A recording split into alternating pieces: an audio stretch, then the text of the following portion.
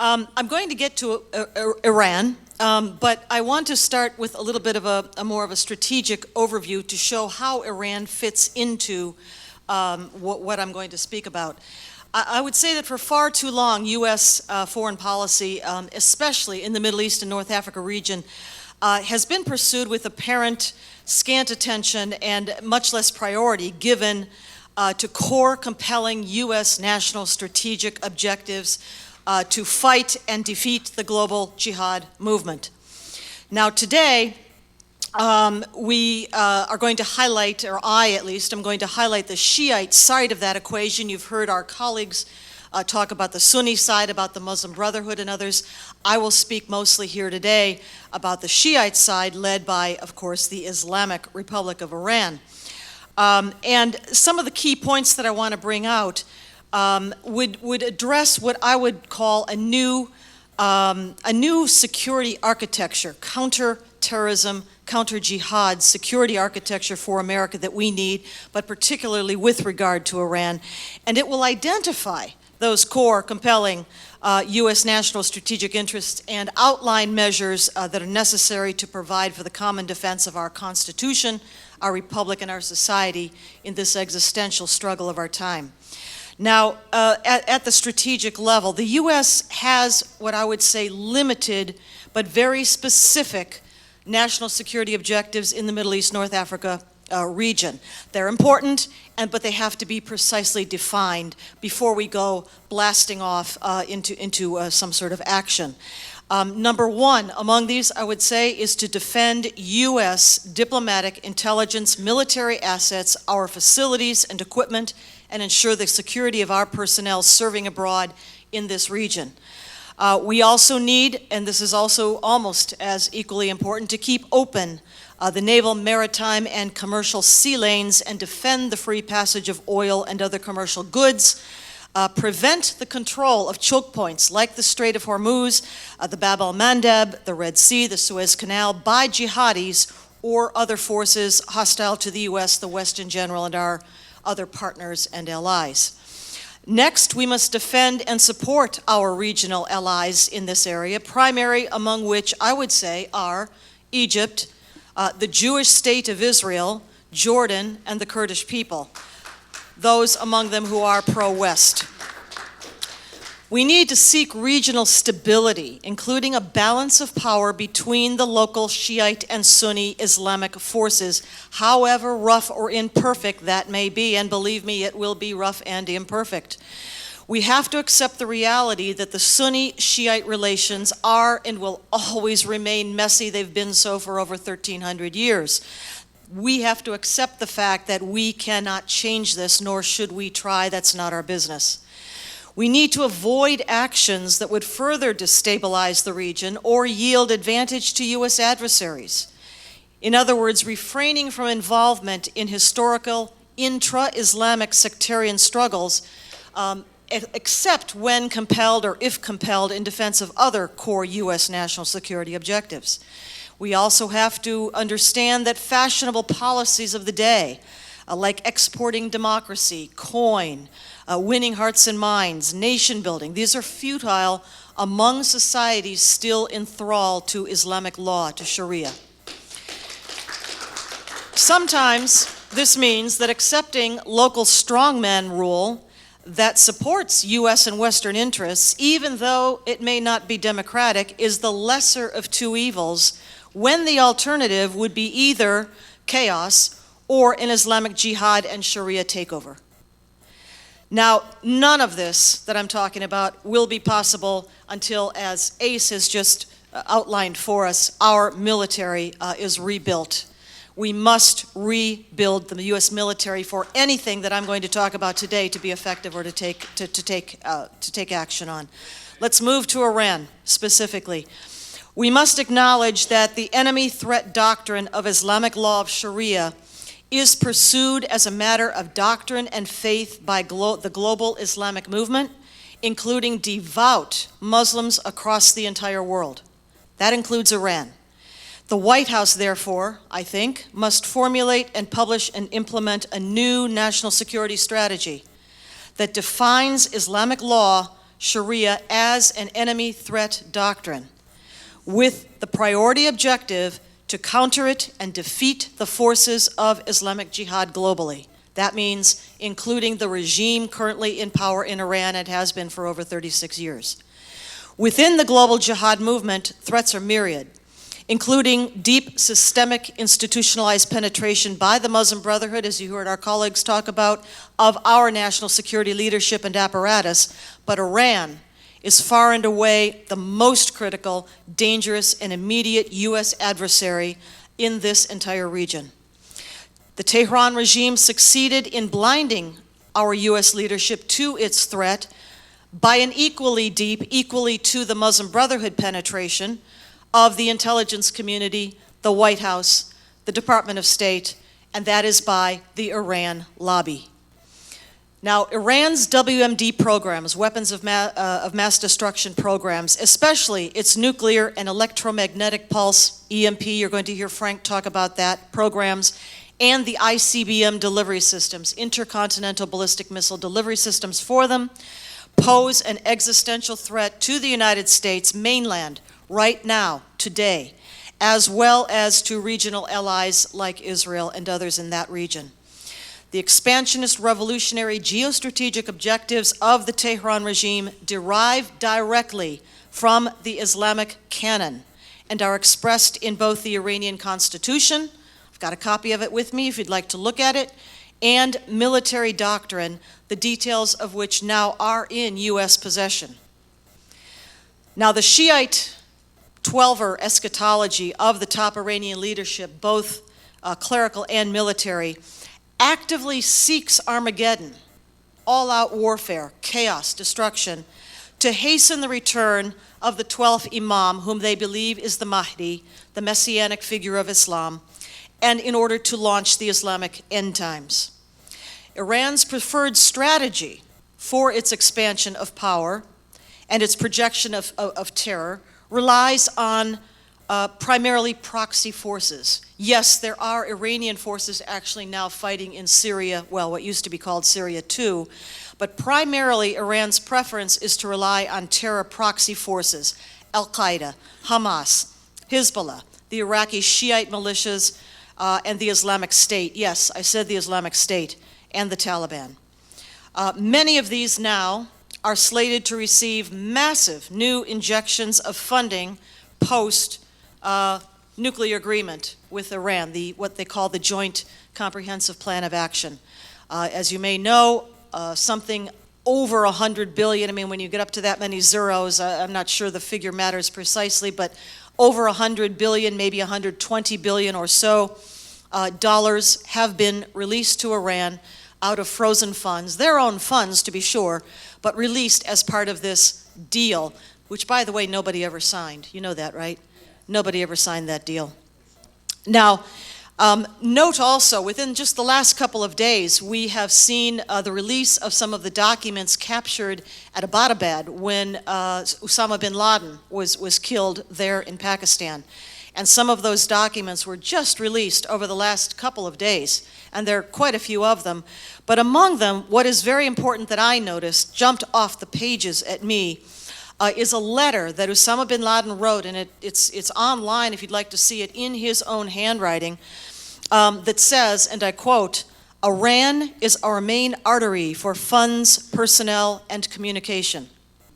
Now, you've heard me talk before about the Iranian role in the attacks of 9/11, together with Hezbollah also as well. It was hard to get that point across for a long time. But this document, and probably loads of others in that cache that were seized by the special forces who took down Osama bin Laden, many of those documents likely will attest to this relationship. And I would propose that it may be one of the reasons why this administration did not want those documents released and have sat on them for so long. This is at least one reason why they didn't want them released, because what's in them talks about the very close Iranian-Al-Qaeda relationship that in fact goes back to 1990, where they got together in Sudan. We can talk about more of that in Q&A if you'd like. Let me go on here.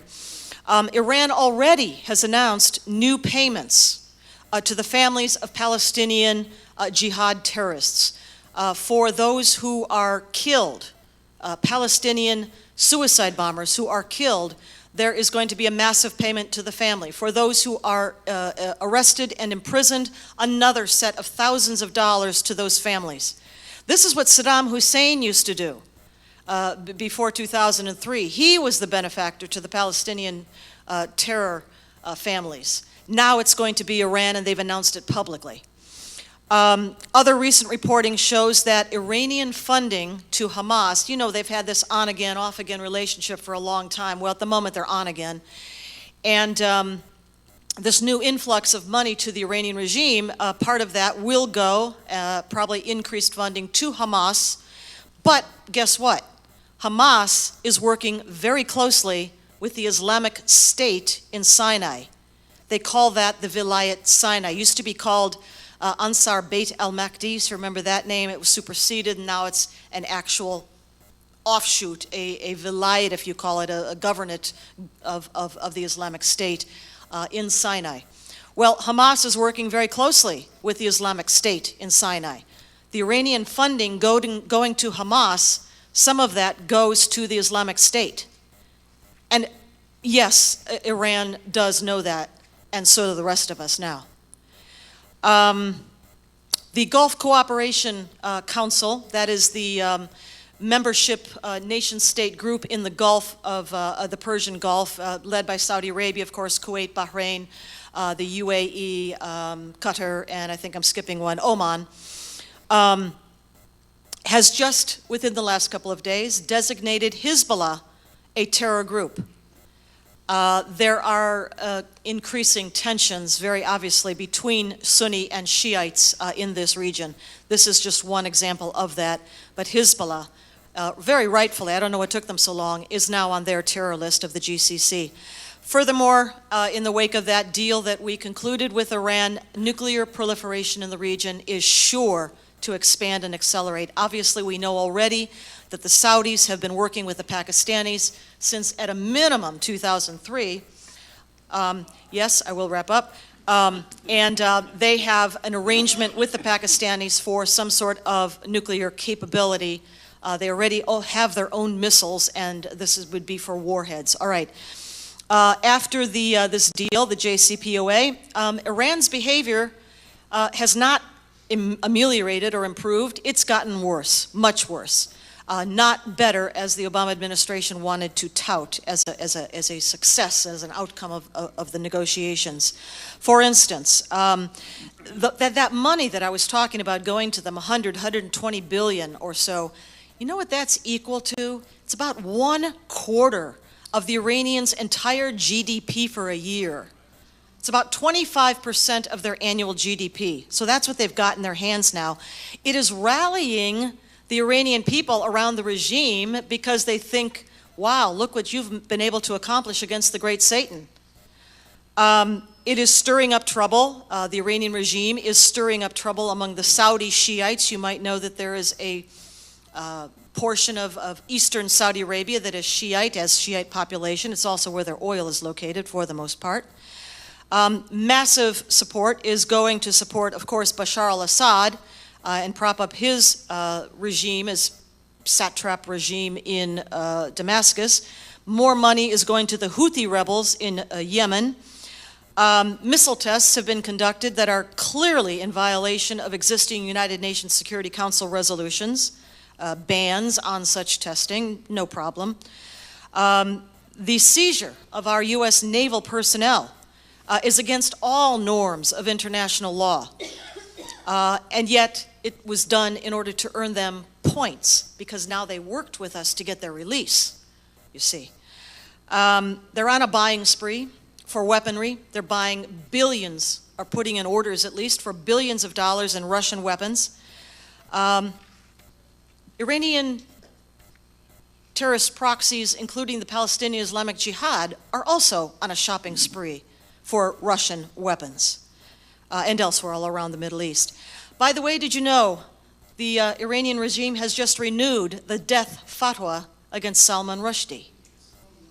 All right, so we must develop plans I say, for regime change in Iran to end the mullah's pursuit of deliverable nuclear weapons and EMP kill shot, as Frank will talk about shortly, capability, its support for terrorism, revolutionary expansionism, appalling human rights abuses against its own people. We must develop plans to destroy Iran's key nuclear infrastructure, including its key military and civilian facilities, including its power grids, the IRGC Quds Force, Basij, and intelligence command centers. We must end all official collaboration with and or support for the Iranian regime, its puppet regimes in Baghdad, Beirut, or Damascus, and any of its proxies, including Hezbollah, Iraq, Shiite militias, and the Taliban. The U.S. almost done. I'm almost done.